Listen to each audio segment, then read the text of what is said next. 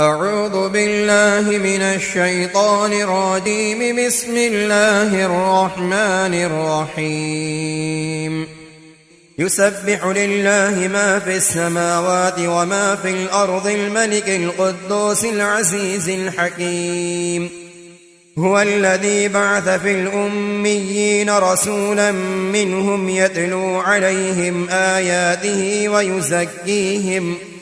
ويزكيهم ويعلمهم الكتاب والحكمة وإن كانوا من قبل لفي ضلال مبين.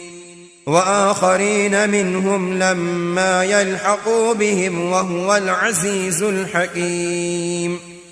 ذلك فضل الله يؤتيه من يشاء والله ذو الفضل العظيم.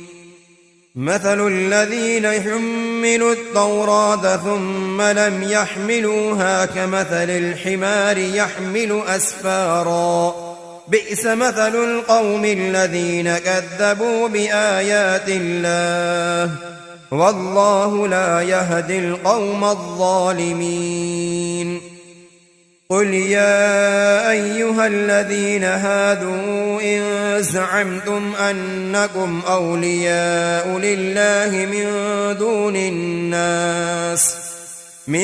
دون الناس فتمنوا الموت إن كنتم صادقين ولا يتمنونه أبدا بما قدمت أيديهم والله عليم بالظالمين.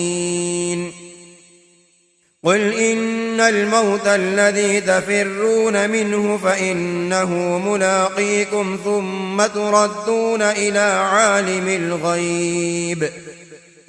عالم الغيب والشهادة فينبئكم بما كنتم تعملون.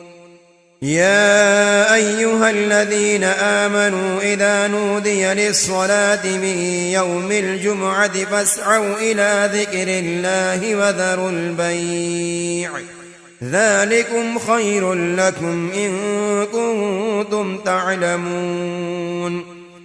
فإذا قضيت الصلاة فانتشروا في الأرض وابتغوا من فضل الله واذكروا الله كثيرا لعلكم تفلحون. وإذا رأوا تجارة أو لهوا انفضوا إليها وتركوك قائما قل ما عند الله خير من اللهو ومن التجارة والله خير الرازقين. صدق الله العظيم.